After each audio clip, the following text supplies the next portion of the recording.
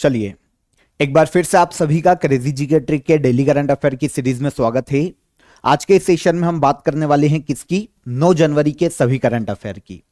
Session को and तक देखिए, आराम से रिलैक्स होकर देखिएगा, एक एक फैक्ट एक एक क्वेश्चन को नोट कीजिएगा। पीडीएफ क्रेजी जी के ट्रिक के एप्लीकेशन से ले लेना, फ्री ऑफ कॉस्ट आपको वहां पर वो अवेलेबल होती है। तो जितने भी स्टूडेंट्स हैं, काफी डिमांड आती है कि सर पीडीएफ कहाँ मिलेगी, काफी कमेंट भी आते हैं, तो आप सभी को बता देता हूं क्रेजी जी के ट्रिक के एप्लीकेशन पर आपके लिए free of cost PDF available है। इसका आपको कोई भी कॉस्ट पे नहीं करना है, तो पीडीएफ आप फ्री ऑफ कॉस्ट ले लीजिएगा। 9 जनवरी के करंट अफेयर को शुरू करेंगे। सबसे पहला करंट अफेयर जो हमारी न्यूज है ना, वो इसरो से है। इसरो के हाल ही में नए अध्यक्ष अपॉइंट हुए हैं। कौन अपॉइंट हुए हैं? देखिए, वी नारायणन इसरो के नए अध्यक्ष अपॉइंट किए गए। इसरो का नाम सुना है? क्या करती है? भारत के जितने भी अंतरिक्ष प्रोग्राम होते हैं ना, उन सभी को कंडक्ट कराता है इसरो। इसका नाम क्या है? Indian space research organisation. Bharat के सभी स्पेस प्रोग्राम इसरो के द्वारा ही किए जाते हैं। जो सैटेलाइट लॉन्च करना है, सैटेलाइट को स्थापित करना है अंतरिक्ष में, सारे काम इसरो करेगा, छोटे से छोटा। अच्छा, कहां से सैटेलाइट को लॉन्च किया जाता है आपको पता है? सतीश धवन अंतरिक्ष केंद्र है भारत के आंध्र प्रदेश में, श्रीहरिकोटा द्वीप पर सतीश धवन अंतरिक्ष केंद्र से सारे सैटेलाइट इंडिया के लॉन्च किए जाते हैं अभी तक इसरो के द्वारा। अभी इसके वर्तमान में जो अध्यक्ष बने उनका नाम है वी नारायणन। और क्वेश्चन हमारा यह है कि किसके स्थान पर अपॉइंट किए गए? तो वी नारायणन इसरो के अध्यक्ष नियुक्त किए गए एस सोमनाथ के स्थान पर। इसरो की सबसे पहली बार स्थापना 1969 में की गई थी, 15 अगस्त 1969। और इसरो के पहले अध्यक्ष विक्रम साराभाई हैं। देखिए, अगर कोई न्यूज है तो आपको पता है आसपास के सारे क्वेश्चन वहां से बनाए जा सकते हैं। तो अगर यहां पर अध्यक्ष अपॉइंट हुए हैं तो इसरो की सारी इंफॉर्मेशन आपको पता होना चाहिए। तो बेसिकली मैंने आपको यहां पर जो इंपॉर्टेंट है वो चीजें बता दी है। यहां पर आप देखिए, वी नारायणन ये हैं जो कि इसरो के नए अध्यक्ष के रूप में अपॉइंट किए गए।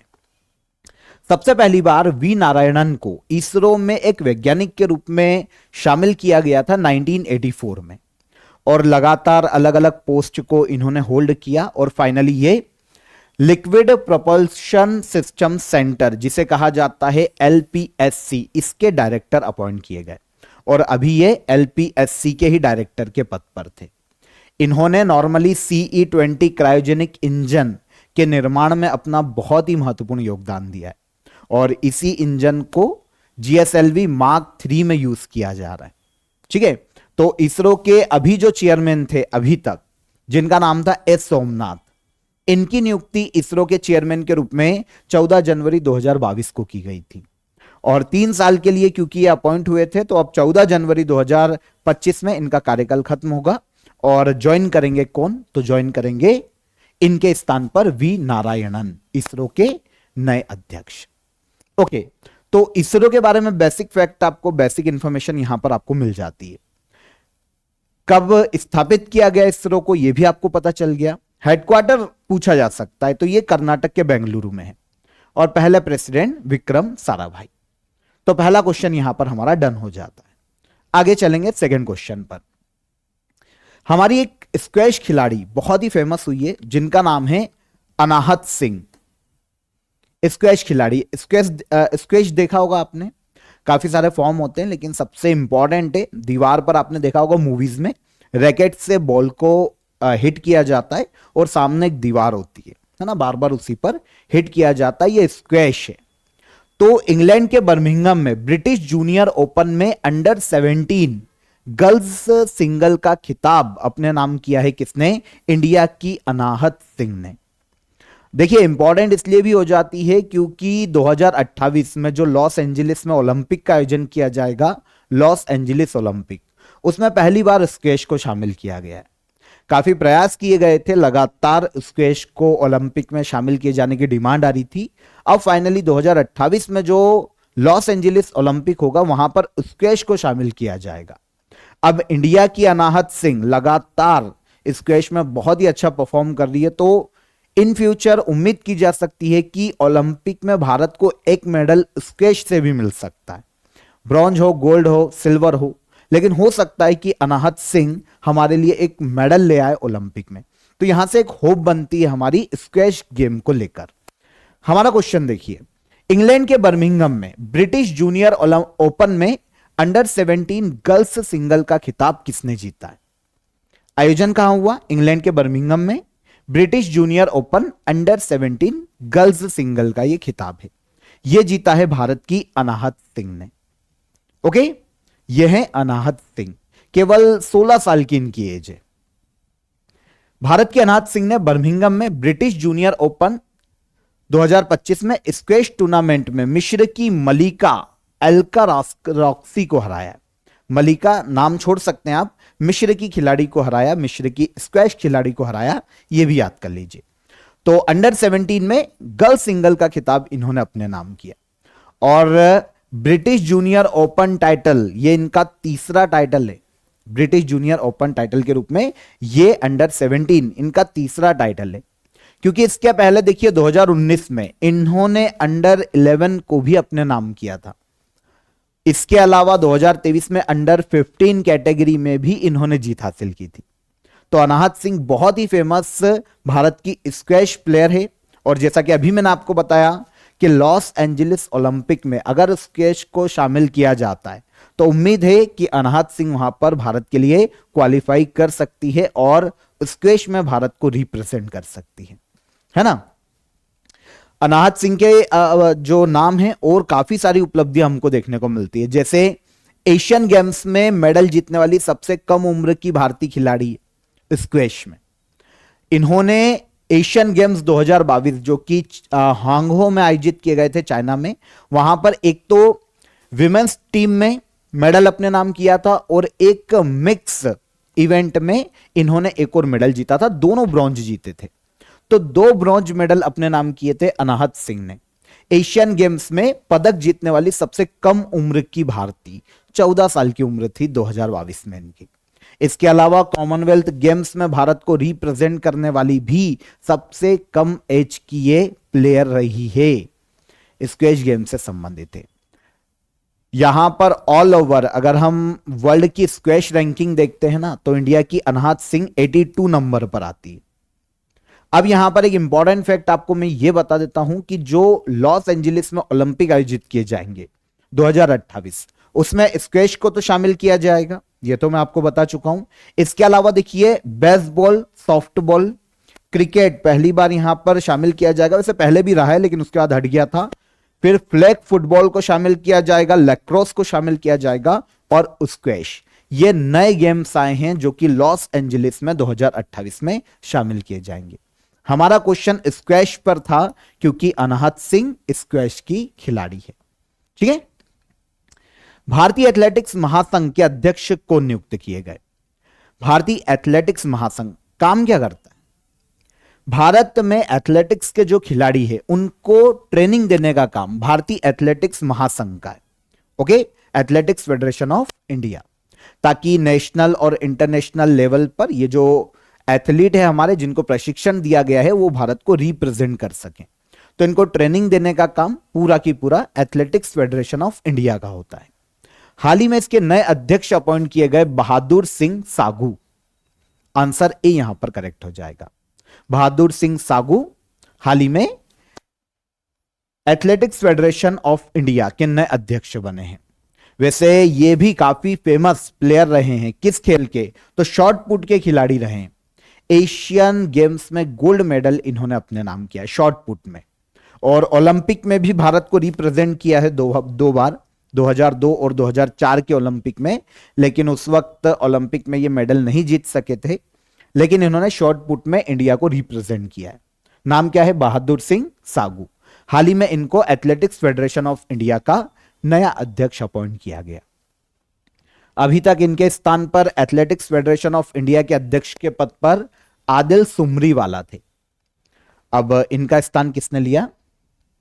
बहादुर सिंह सागू। ठीक है, तो नोट कर लीजिएगा, 2012 से Sumariwala athletics federation of India के अध्यक्ष के पद पर थे। ऑलमोस्ट 13 साल इनको हो गए थे और अब इनको रिप्लेस किया गया है। इसके अलावा एक और नियुक्ति की गई है सेक्रेटरी की। एथलेटिक्स फेडरेशन ऑफ इंडिया में सचिव के रूप में संदीप मेहता को अपॉइंट किया गया। लेकिन आपको पता है प्रेसिडेंट से ही सबसे ज्यादा क्वेश्चन आते हैं, तो आपको उनको याद रखना जरूरी हो जाता है। Bahadur Singh Sahu.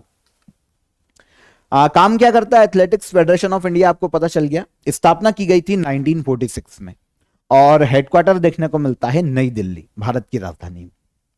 Okay, offer of the day में आज आपके लिए वन स्टॉप सॉल्यूशन, जो हमारा करंट अफेयर 2025 का ईयरली पैकेज है, आपको पता है ये आपको फ्री ऑफ कॉस्ट अवेलेबल है। मैं आपको पहले भी बता चुका हूं। यहां पर मैं आपको इसके डिस्क्रिप्शन में लिंक दे दूंगा। आपके 2024 का जितना भी करंट अफेयर है, 2025 का जितना भी करंट अफेयर है, उसकी सारी प्रॉब्लम आपकी यहां पर सॉल्व हो जाएगी। आपको बहुत ही डिटेल्ड चीजें यहां पर करंट अफेयर की देखने को मिलेगी। पूरा ईयरली पैकेज है और आपको सबसे इंपॉर्टेंट चीज है कि भाई फ्री ऑफ कॉस्ट है। हालांकि आपको 99 रुपीज यहां पर पे करना पड़ता है, लेकिन आपको 99 रुपीज का एक कूपन कोड जनरेट होता है जिससे आप अदर किसी कोर्सेस में रिलीफ ले सकते हैं। वहां पर आपको ऑफर मिल जाएगा, तो 99 रुपीज आपके वहां पर लेस हो जाएंगे। तो उस तरीके से ये जो हमारा ईयरली पैकेज है one stop solution current affair का, वो आपके लिए फ्री ऑफ कॉस्ट है।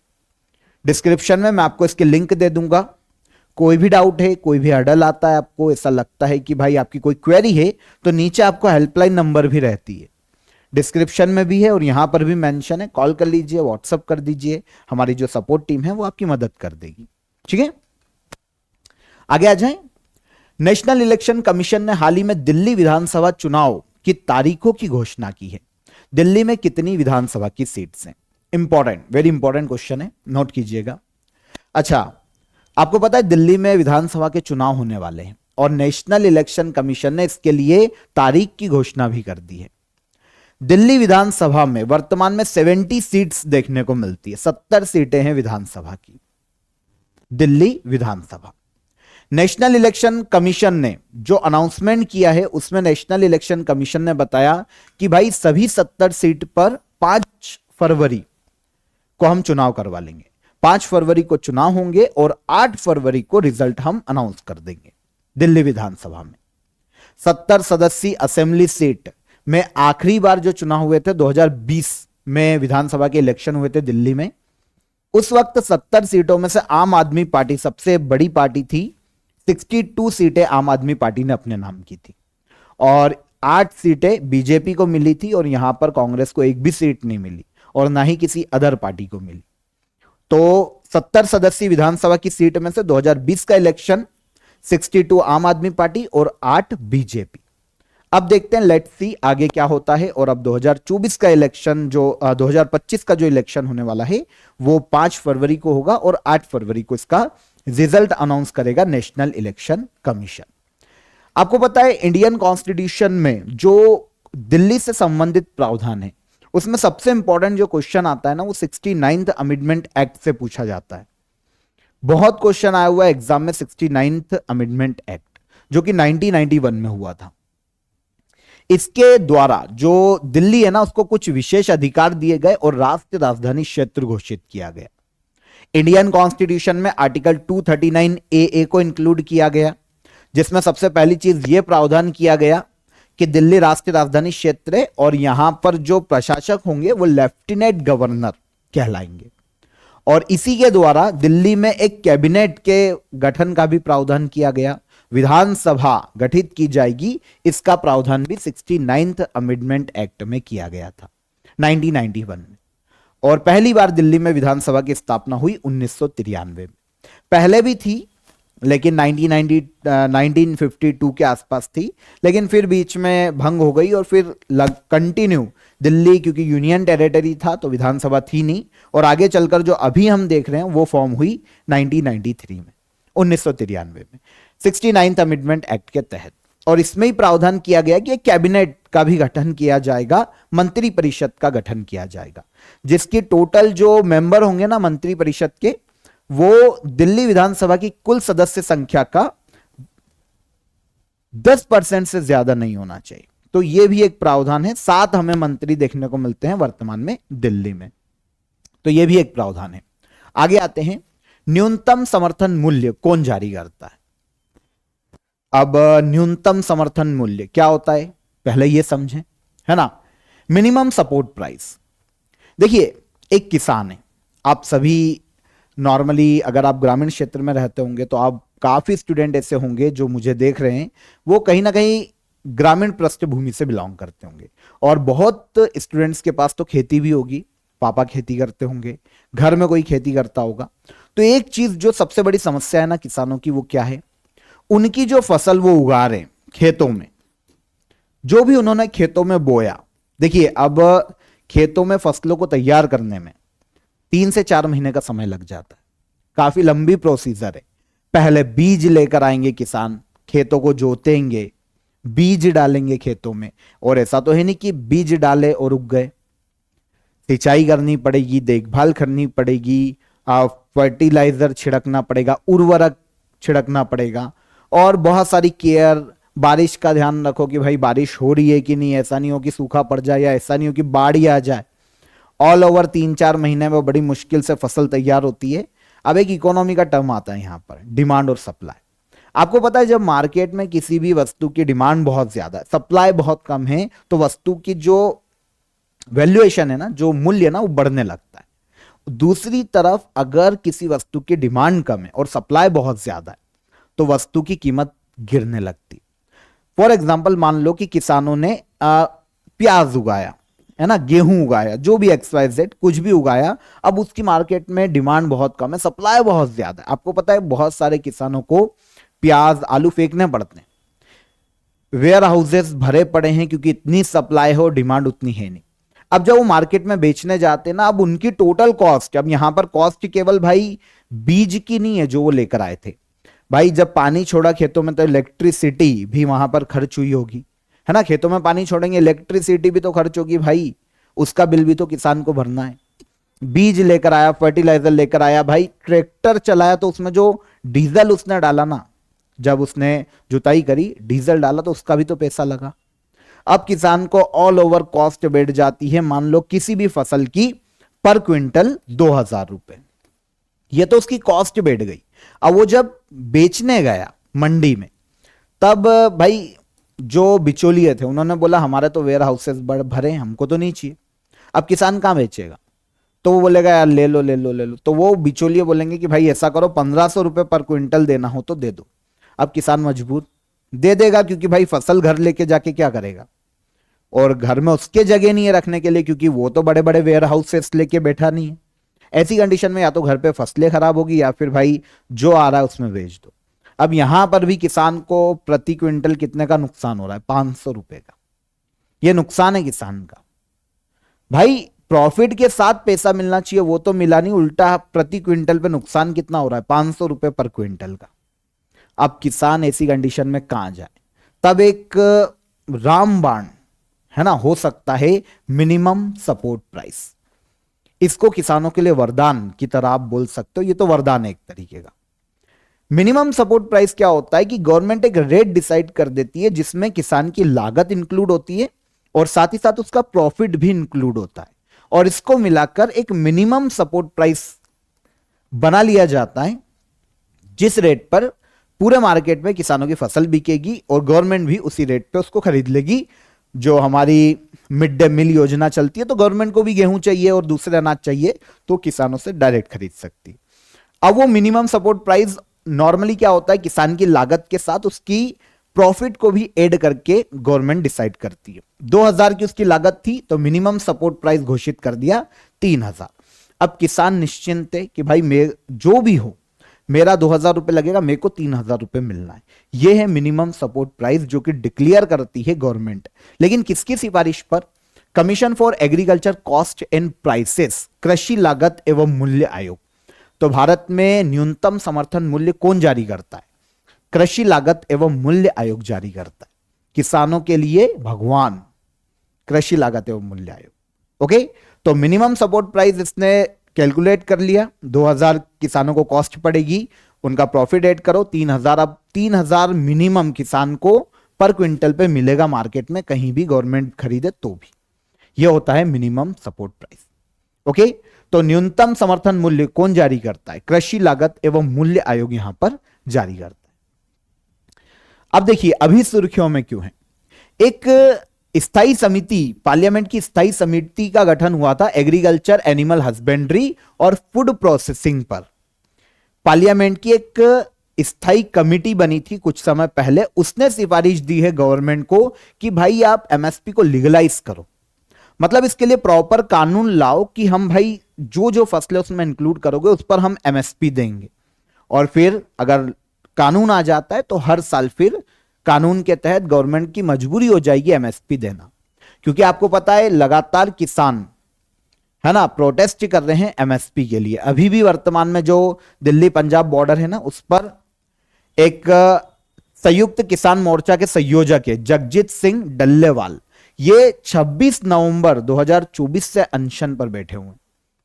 मतलब ऑलमोस्ट 40 दिन से ज्यादा हो गया इनको अनशन पर बैठे हुए। तो इस तरीके से लगातार किसान डिमांड करते हैं एमएसपी की। तो एमएसपी को लीगलाइज करने के लिए ये जो पार्लियामेंट की स्थायी समिति है इन्होंने सिफारिश की है गवर्नमेंट से कि इसे लीगलाइज किया जाए, इसके लिए प्रॉपर कानून बनाया जाए। तो आपको पता चल गया एमएसपी क्या है, कौन जारी करता है। तो देखिए केंद्र सरकार जारी करती है, लेकिन इसकी सिफारिश इसे कौन करता है, तो यह करता है कृषि लागत एवं मूल्य आयोग। कृषि लागत एवं मूल्य आयोग भारत में कृषि और किसान कल्याण मंत्रालय के अंतर्गत 1965 में स्थापित किया गया था।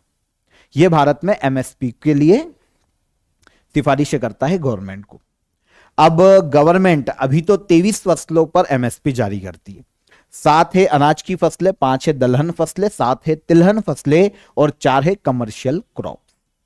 तो ये 23 फसलें हैं जिन पर एमएसपी आती है, और एक गन्ना है जिस पर एमएसपी जारी नहीं होती, इस पर एफआरपी को जारी किया जाता है। ये थोड़ा सा अलग है।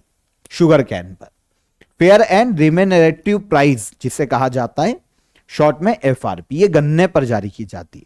जब किसान क्या होता है, जो शक्कर उद्योग है, शुगर इंडस्ट्री है, जब वो गन्ना खरीदने जाती है किसान से, तो किसानों को जो पैसा पे करती है ना उसे कहा जाता है एफआरपी। ये भी गवर्नमेंट ही डिसाइड करती है। ठीक है, तो 23 फसलों पर एमएसपी जारी होता है और एक पर गन्ने पर एफआरपी जारी किया जाता है। हाल ही में चर्चा में रहा ई श्रम पोर्टल किस क्षेत्र से संबंधित है। ई श्रम पोर्टल की बात करें तो यह असंगठित क्षेत्र के जो मजदूर हैं उनके विकास से संबंधित है। अभी सुर्खियों में क्यों रहा, तो union minister of labour and employment and youth affairs and sports, कौन है ये, मनसुख मंडाविया। इन्होंने 22 अलग अलग लैंग्वेजेस में ई श्रम पोर्टल को हाल ही में लॉन्च किया है। इंडियन कॉन्स्टिट्यूशन के जो 8th शेड्यूल है ना उसमें जो 22 लैंग्वेजेस है उन सभी लैंग्वेजेस में ई श्रम पोर्टल को लॉन्च किया गया है। पहले क्या होता था, केवल इंग्लिश, हिंदी, कन्नड़ और मराठी लैंग्वेज में ही ये अवेलेबल था। तो इसके अलावा जो लैंग्वेज होती हैं जैसे बंगाली, अगर उसका कोई असंगठित मजदूर है, उस जो बंगाल पृष्ठभूमि का जिसको बंगाली आती है, अगर उसको रजिस्टर्ड करना होगा तो अब ई श्रम पोर्टल पर तो वो तो कर ही नहीं पाएगा। तो इसीलिए 22 लैंग्वेजेस में ई श्रम पोर्टल को लॉन्च किया गया है। वैसे गवर्नमेंट ने ई श्रम पोर्टल को 21 अगस्त 2021 में लॉन्च किया था, ताकि भारत में जितने भी वेंडर हैं, जो ठेले वाले होते हैं, सड़क पे जो आप बोल सकते हैं छोटी छोटी दुकानें लगाते हैं, असंगठित क्षेत्र के जो मजदूर हैं, उनका एक तो डेटा पूरा गवर्नमेंट को मिले और गवर्नमेंट सारे स्कीम्स को उनके लिए भी अप्लाई कर सके। इसीलिए ई श्रम पोर्टल को गवर्नमेंट ने लॉन्च किया था 21 अगस्त 2021 में, और अब इसे 22 लैंग्वेजेस में जारी किया गया है केंद्र सरकार के द्वारा। अगले क्वेश्चन पर आइए। केंद्र सरकार ने भारत के किस पूर्व राष्ट्रपति के स्मारक का निर्माण राजघाट परिसर में किए जाने को मंजूरी प्रदान की है? तो भारत के फॉर्मर प्रेसिडेंट प्रणब मुखर्जी, इनका एक स्टेच्यू लगाया जाने वाला है राजघाट परिसर में नई दिल्ली में। महात्मा गांधी जो भारत के राष्ट्रपिता हैं, उनका जो राजघाट जो समाधि स्थल है उसके परिसर में लगाया जाएगा पूर्व राष्ट्रपति प्रणब मुखर्जी के स्मारक को। सेंट्रल गवर्नमेंट ने हाल ही में इसके लिए मंजूरी प्रदान की है। 31 अगस्त 2020 को प्रणब मुखर्जी का निधन हुआ था। भारत के प्रेसिडेंट रहे हैं। कौन से, देखिए यहां पर यह समझिए कि राजघाट कैंपस के राष्ट्रीय स्मृति कॉम्प्लेक्स में इसे लगाया जाने वाला है, जो कि प्रणब मुखर्जी का स्टैच्यू है। प्रणब मुखर्जी जी की कैजुअली हम बात करें तो 2012 से 2017 तक भारत के 13वें प्रेसिडेंट के रूप में इन्होंने काम किया है। जन्म हुआ था बंगाल में, अब पश्चिम बंगाल का एरिया हो गया क्योंकि आजादी के पहले जन्म हुआ था, तो अब ये पश्चिम बंगाल का एरिया है जहां पर प्रणब मुखर्जी का जन्म हुआ है। 2012 से 17 तक भारत के 13वें प्रेसिडेंट रहे। समाज सेवा के क्षेत्र में योगदान के लिए 2008 में दिया गया था इन्हें पद्म विभूषण, और आगे चलकर 2019 में इन्हें भारत रत्न से सम्मानित किया गया था। 13वें प्रेसिडेंट के अलावा इन्होंने 2 बार फाइनेंस मिनिस्टर के रूप में भी इंडिया में काम किया है। प्रणब मुखर्जी, इनका स्टेच्यू लगाया जाने वाला है राजघाट परिसर में। आगे बढ़ेंगे। किस राज्य सरकार के द्वारा पार्थ योजना की घोषणा की गई? तो पार्थ योजना को अनाउंस किया है मध्य प्रदेश सरकार ने। एमपी गवर्नमेंट ने अनाउंस किया है, एमपी के सीएम मोहन यादव ने हाल ही में घोषणा की है। देखिए पार्थ का फुल फॉर्म समझिए, police army recruitment training and humour, इसका फुल फॉर्म है। Indian army, police, parliamentary forces में करियर बनाने वाले जितने भी युवा हैं उनको यहां पर ट्रेनिंग दी जाएगी। एमपी के जो युवा हैं उनको प्री रिक्रूटमेंट ट्रेनिंग दी जाएगी, और इसके अलावा फिजिकल फिटनेस और रिटन टेस्ट की भी उनको ट्रेनिंग दी जाएगी कि कैसे उनको एग्जाम को पास करना। तो इस योजना का नाम डिक्लेयर किया गया है एमपी गवर्नमेंट के द्वारा पार्थ योजना, जिसे एमपी के सीएम मोहन यादव ने हाल ही में अनाउंस किया है। यह भी एक इंपॉर्टेंट क्वेश्चन है, इंटरेस्टिंग क्वेश्चन है। देखिए, सुप्रीम कोर्ट कॉलेजियम ने पटना हाईकोर्ट के चीफ जस्टिस के विनोद चंद्रन को सुप्रीम कोर्ट न्यायाधीश बनाने की सिफारिश की है। संविधान के किस अनुच्छेद में सुप्रीम कोर्ट का उल्लेख देखने को मिलता है? तो देखिए, सुप्रीम कोर्ट का जो कॉलेजियम है, आपको पता है जो जजेस की नियुक्ति होती है ना हाई कोर्ट और सुप्रीम कोर्ट में, वो कॉलेजियम की सिफारिश पर होती है नॉर्मली। स्पेशली सुप्रीम कोर्ट में पूरा रोल कॉलेजियम का ही होता है, जिसमें मुख्य न्यायाधीश और 4 अदर जजेस होते हैं। कॉलेजियम में एक कमेटी है, ये किसी के नाम की सिफारिश करती है, और उसको जब बहुमत के आधार पर पास हो जाता है नाम, तो ये 5 लोग, देखो 3-2 के मत से अगर किसी नाम पर फैसला ले लेते हैं कि भाई ये सुप्रीम कोर्ट का जज बन सकता है, तो उनके नाम को ये भेज देते हैं जो काउंसिल ऑफ मिनिस्टर है केंद्र की उनको, और वो भेज देते हैं प्रेसिडेंट को, और प्रेसिडेंट सुप्रीम कोर्ट के जजेस को अपॉइंट करता है। तो यहां पर पहली चीज तो ये नोट करना चाहिए आपको कि सुप्रीम कोर्ट के जज को अपॉइंट कौन कर रहा है। तो सुप्रीम कोर्ट के जजेस को, हाई कोर्ट के जजेस को भारत के राष्ट्रपति अपॉइंट करते हैं, है ना। तो ये छोटी सी चीज है, स्पेशली सुप्रीम कोर्ट के जजेस को भारत के राष्ट्रपति के द्वारा अपॉइंट किया जाता है। ये एक फैक्ट आप याद रखना अभी के लिए। अब देखिए, जो कॉलेजियम है उसने पटना हाईकोर्ट के मुख्य न्यायाधीश के विनोद चंद्रन के नाम पर सिफारिश की है कि भाई इनको सुप्रीम कोर्ट का जज बनाया जाए। इंडियन कॉन्स्टिट्यूशन के आर्टिकल 124 में सुप्रीम कोर्ट के जजेस की सुप्रीम कोर्ट का प्रावधान किया गया है, और इसके जजेस की नियुक्ति का प्रावधान भी इसके सब आर्टिकल में देखने को मिलता है। तो सुप्रीम कोर्ट का प्रावधान है आर्टिकल 124 में, है ना। सुप्रीम कोर्ट कॉलेजियम ने मंगलवार को पटना हाई कोर्ट के चीफ जस्टिस विनोद चंद्रन को सुप्रीम कोर्ट के जज के रूप में पदोन्नत करने के लिए सिफारिश की है। जो कॉलेजियम था उसकी अध्यक्षता किसने की? भारत के जो चीफ जस्टिस हैं संजीव खन्ना, इन्होंने, और 4 अदर जजेस थे। इंडियन कॉन्स्टिट्यूशन की बात करते हैं। भारत के संविधान का आर्टिकल 124 सुप्रीम कोर्ट के बारे में प्रावधान करता है। सुप्रीम कोर्ट ऑफ इंडिया में जजेस की अधिकतम संख्या के बारे में कोई प्रावधान नहीं है, यह बताता है आर्टिकल 124 का सब क्लॉज 1।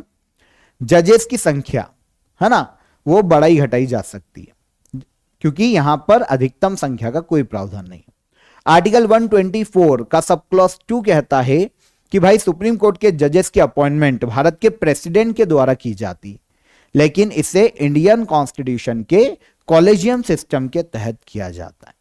तो अपॉइंट कौन कर रहा है? कॉलेजियम नाम भेजता है, और भारत के जो प्रेसिडेंट होते हैं वो सुप्रीम कोर्ट के जजेस को अपॉइंट करते हैं। आर्टिकल 124 सुप्रीम कोर्ट का प्रावधान है। अच्छा, सुप्रीम कोर्ट जज बनने के लिए क्वालिफिकेशन क्या चाहिए? 3 चीजें यहां पर अनिवार्य होना चाहिए। एक तो बहुत ही इंपॉर्टेंट है, भारत का नागरिक होना चाहिए।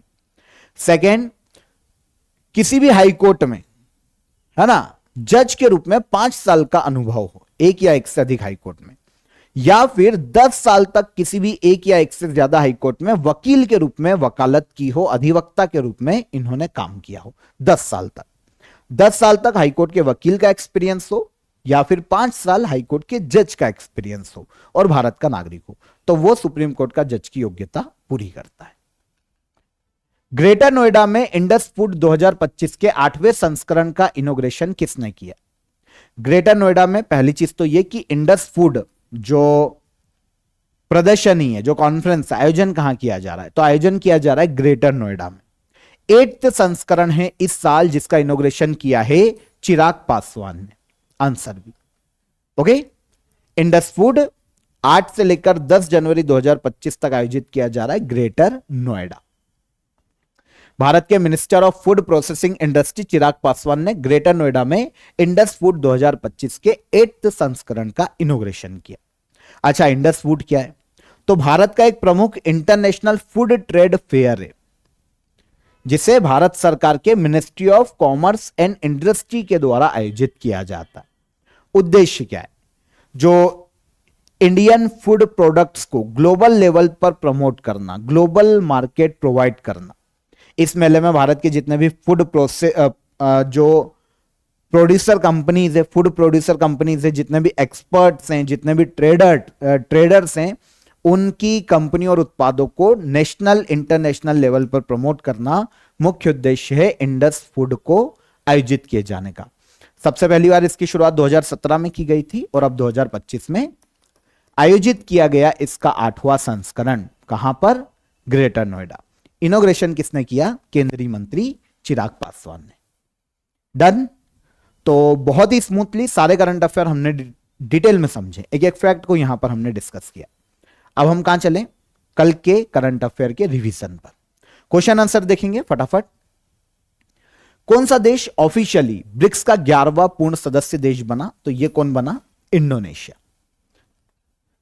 बीसीसीआई के नए सचिव कौन नियुक्त किए गए? तो बीसीसीआई के नए सचिव अपॉइंट किए गए हैं हाल ही में देवजीत सेठिया। 8वें प्रवासी भारतीय दिवस सम्मेलन 2025 का आयोजन कहां किया जा रहा है? 8वें प्रवासी भारतीय दिवस सम्मेलन का आयोजन किया जा रहा है कहां पर? ओडिशा के भुवनेश्वर में। श्रद्धालुओं की भीड़ के कारण मकर विलक्कू उत्सव चर्चा में रहा। कहां का उत्सव है? शबरीमाला टेंपल, कल बताया था, केरल। हाल ही में किस देश के पीएम जस्टिन ट्रूडो ने अपने पद से इस्तीफा दे दिया? तो ये पीएम हैं कनाडा के, जिन्होंने अपने पद से इस्तीफा दिया है। भारत के होम मिनिस्टर अमित शाह ने 7 जनवरी को भारत पोल पोर्टल का नई दिल्ली में शुभारंभ किया। इसे किसके द्वारा विकसित किया गया? तो इस पोर्टल को विकसित किया है सीबीआई ने। केंद्रीय इस्पात मंत्री एच.डी. कुमारस्वामी ने पीएलआई स्कीम 1.1 का शुभारंभ किया। इस योजना को किस अवधि के लिए लागू किया गया? तो पीएलआई स्कीम को लागू किया गया है 2025-26 से लेकर 2029-30 तक के लिए। अर्थ रोटेशन डे हर साल कब मनाया जाता है? यह मनाया जाता है 8 जनवरी को। हाल ही में किस राज्य सरकार ने सिंधु घाटी सभ्यता की लिपि को पढ़ने वाले को $1 मिलियन अमेरिकी डॉलर का इनाम देने की घोषणा की है? तो यह अनाउंसमेंट किया है तमिलनाडु सरकार ने। और लास्ट क्वेश्चन क्या था? नई दिल्ली में पंचायत से पार्लियामेंट 2.0 का इनॉग्रेशन किसने किया? पंचायत से पार्लियामेंट 2.0 इनॉग्रेशन किया है किसने? तो यह है भारत के लोकसभा स्पीकर ओम बिरला। सारे क्वेश्चन कल के सेशन में हमने समझे थे, यहां पर हमने रिवाइज कर लिए, एक बार फिर से आपको याद हो गए होंगे। अब चलिए answer question of the day के, लास्ट सेशन के। कौन सी पुस्तक मिताली राज की ऑटोबायोग्राफी है? तो कौन सी है? अनगार्डेड किसकी ऑटोबायोग्राफी है? मिताली राज। वाइड एंगल किस खिलाड़ी की ऑटोबायोग्राफी है?